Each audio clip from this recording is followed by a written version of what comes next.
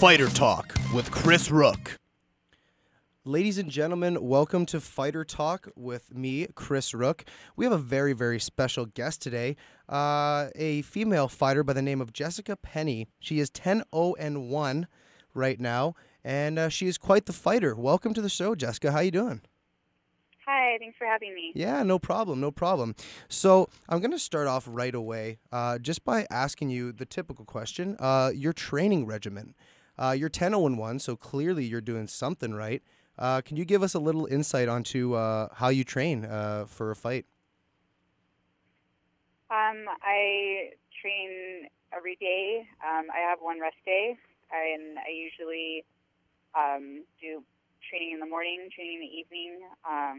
In between, I usually do a little bit of recovery work, usually a couple days of sparring, and then couple that with strength and conditioning and technique.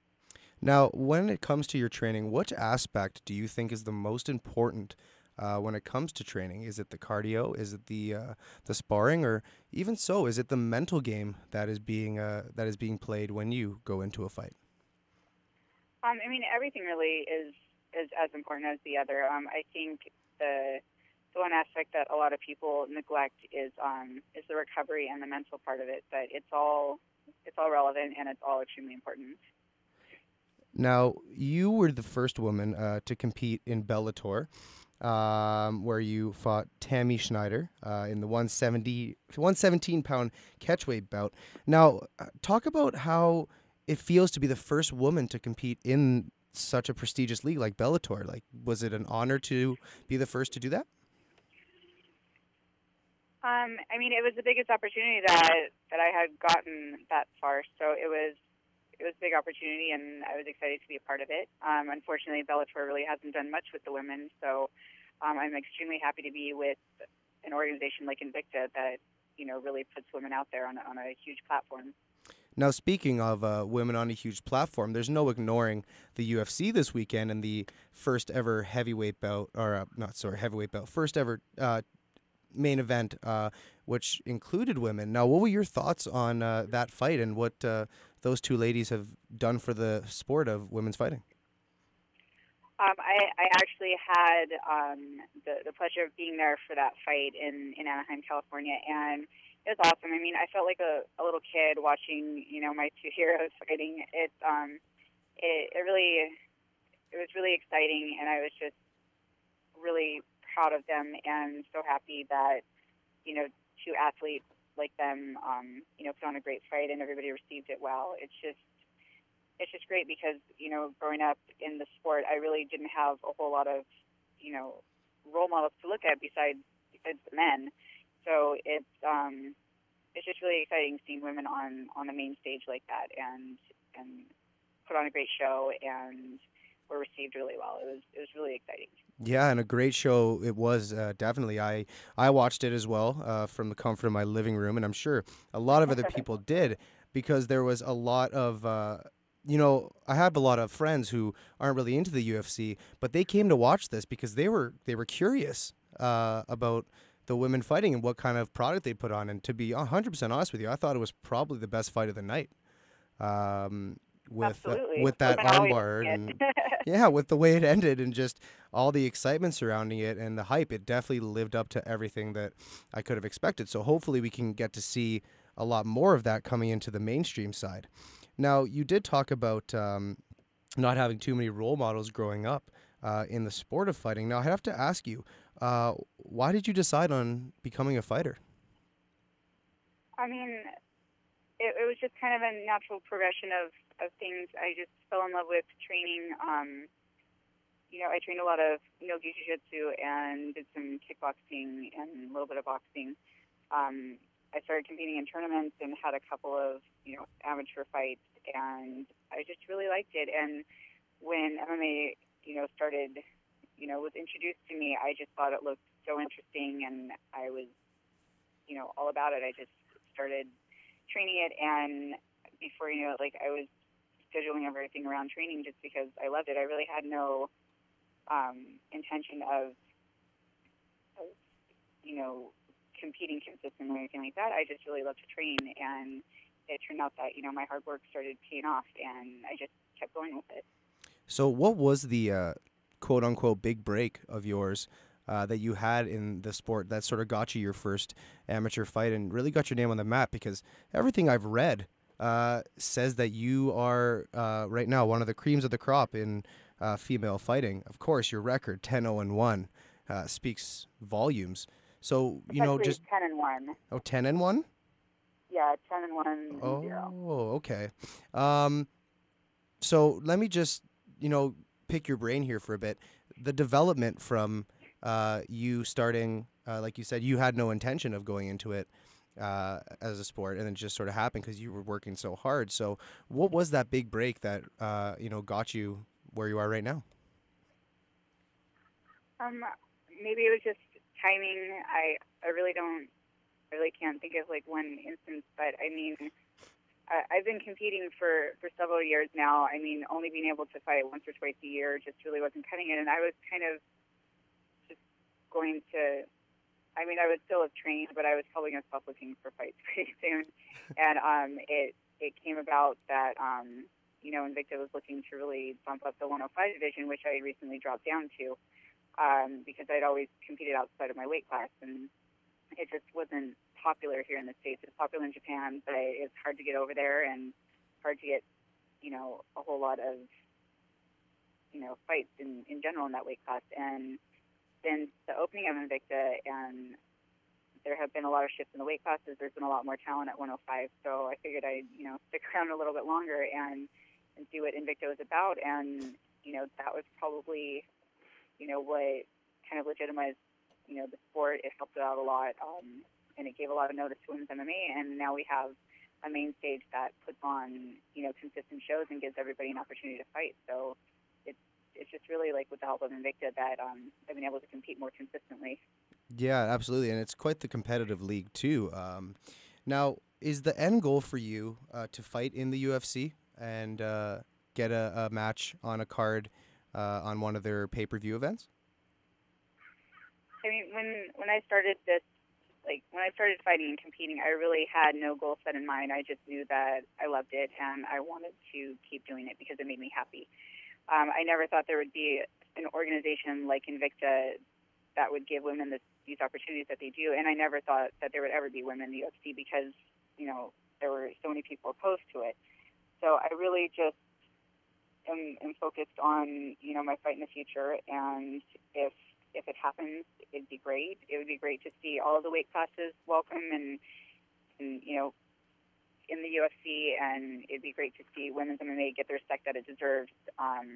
But right now I'm just kind of focusing on what's in front of me right now. Yeah, Not thinking about anything like that. yeah, absolutely. I'm sure it'll be soon in the mainstream because the numbers for that UFC were through the roof. So I'm sure it's on its way. Now, like you said, you're focusing on the future. Now, you have a fight with Michelle Watson coming up early April, correct? Yeah, April 5th versus Michelle Watterson. Okay. Now, how have you been preparing for that fight? Do you prepare specifically for fighters you face, or is it same sort of training for every fight you have? I'm always learning and trying to grow as an athlete and as a fighter. So I do try and know a little bit about my opponent, but I don't focus strictly on them. I think that if you try and game plan and do things that cater to your opponent, you end up kind of losing yourself and you don't prepare to the best of your capabilities. Because every fight is different and every opponent is different. So I just try and really develop myself as an athlete, as a fighter, and my coaches and my teammates keep me very focused and on track. So I just train as hard as I can and be the best prepared that I can. Now, where do you train out of? What camp do you train out of? I train at a couple different gyms, but mainly out of Ring Training Center with Mark Munoz. I also go to King's MMA with Rafael Cordero. I train jiu-jitsu under Lucas Leitch at Checkmate La Habra, and I do strength and conditioning with Corey Beasley at Innovative Results. Oh, so you're training with a lot of different people for different things, it sounds like. Yeah, I also train. I do boxing with Jason Perillo over at the Ruka location. So I'm really fortunate. I feel very lucky to be in the spot that I am, where there are just so many,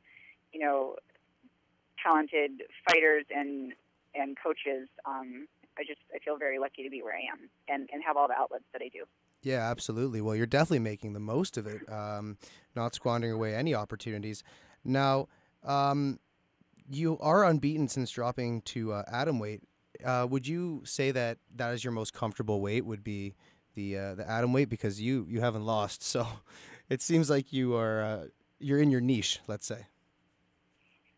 Yeah, I mean, I had always tried to do catch weights lower than 115 because I always walked around so light, and I've never really had to, cut weight or do the dieting thing at 115. So when I decided to make the decision to go to 105, it was because I was tired of it. I wanted to compete in a weight class that was more for me, more for my body type. So I feel, very comfortable at this weight class. It's definitely where I belong, and I'm happy here, and I'm happy to see that more competition is coming into this weight class. Yeah, absolutely. Now you're headlining your card in April. Is there any extra pressure added when you are the headline? No, not really. I really don't let any of that kind of, get to me. I I stay focused. My coaches and my teammates have me well prepared, so it's just really another fight. That's a great way to look at it. If you're well prepared, I don't really see anything that could possibly go wrong. Now, just I got a couple fun questions here for you, if we can, get away from all the serious stuff.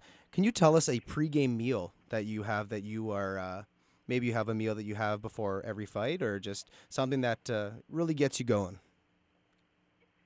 I really don't have I mean I do have, my own little pre-fight rituals kind of thing, but I mean as far as food, I always travel with my Vega One. It's a vegan protein supplement that I always take.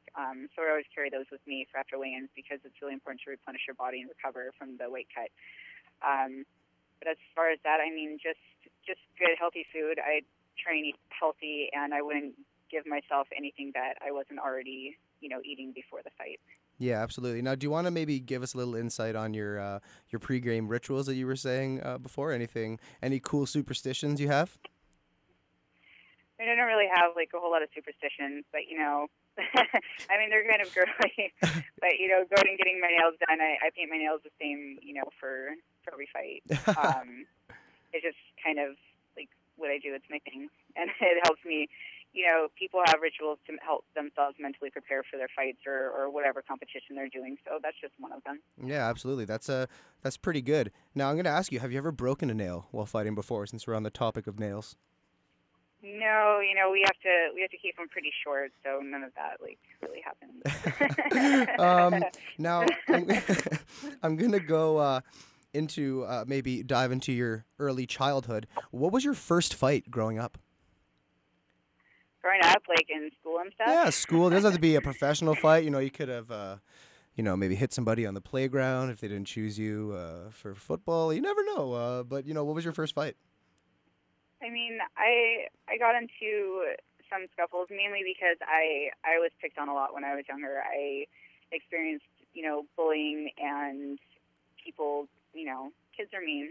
Oh yeah, they so are. I got picked on and teased a lot, and it was usually defending myself or defending my friends, but I really didn't get into a whole lot of them. I know how to use my words and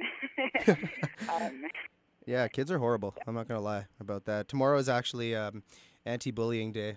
Pink shirt day is what we actually call it. So everybody up here in Canada is wearing good old pink shirts to support anti-bullying. that's so important. I actually just started speaking with an anti-bullying campaign through LA Boxing. We've been going to elementary schools and speaking at different functions, and I just think it's so important because I mean, just we have SANE, the drug campaign, and we have MAD, Mothers Against Drunk Driving. But bullying is such a huge problem. Everybody goes through it, and nobody really knows how to deal with it, especially at age. So it's a huge problem, and I'm glad that it's finally getting, talked about. Absolutely. And the funny thing is that I find is that now with all the social media, the Facebooks, the Twitters, there's now cyberbullying going on. Somebody tweets something mean at you, and then half their friends retweet it. It's just all right, well, this is just a whole next level of bullying. So, It's crazy. crazy. It's actually And insane. I mean, I experienced that myself. Still, it's just crazy. People are very crazy, and I just don't understand. Now, let me ask you this: have you ever fought for a man's love before? For a man's love. Yep. No. I was raised that you do not fight over a man. A man fights over you. And That's a good. That is very true. I like that. Yeah, I don't do that. Now, every interview that I do with a fighter, I ask them this question, but I think it's especially prevalent with female fighters because, let me just tell you this right now, guys can be assholes and very ignorant. Now, have you ever been out with friends and been approached by a man or even a woman saying that they would like to try and fight you? Because it does happen, and I've seen it happen before. So if you do get that, how do you deal with it? I don't go out much, so I really don't experience those kind of situations. Oh, really? How would you deal with it then? I'd probably just ignore them and walk away. There's no need in engaging in something like that. It's just, I don't know, that's just crazy to me. Absolutely. Now, just one of my final questions. What is a song that pumps you up, or do you have an entrance song by any chance that you walk into that just gets you going? I have my little playlist that I listen to, while I'm warming up, or certain songs that motivate me. But I switch up my walkout songs pretty frequently. What are some of the songs you use? There's a couple. There's I really like "Champion" by Buju, and I like different songs. Like the last walkout song that I walked out to with Mary J. Blige on the one. Oh, nice. I like that song. It's a good one. Just different songs motivate me in different ways, and whatever makes me feel something, I'll listen to it and put it on my playlist. Awesome. Now, one of my last questions here. Do you have a nickname? I do not. I have, my little gym nicknames that my teammates call me, but I do not have a nickname. Are you going to possibly try and get one so you can have that little name in brackets in between? I have no desire to have a nickname. How about Mrs. Perfect? No, I am not perfect. Well, yeah, that's pretty much all I have. It was amazing speaking with you. And nice talking to you, too. I wish you all the best luck in your fight coming up in April. And if you'd like to give me a follow on Twitter, my Twitter handle is Rookie of the Year. And if you don't have Twitter, then that's fine. But just thought I'd toss that out there. Great. Thank you so much for having me, and thanks for switching it up with the questions and making it a little bit fun. Oh yeah, I love keeping it fun and keeping it light, but you can't be too serious all the time. But it was great having you, and I really respect what you're doing, trying to bring fighting, making it diverse. So good on you, and just keep on doing it. Thanks, I appreciate it. All right, nice talking to you. You too. Bye. Bye.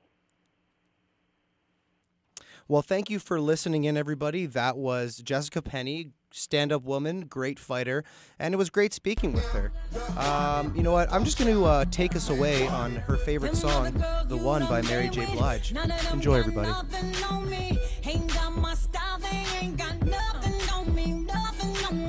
Where I walk, where I talk, my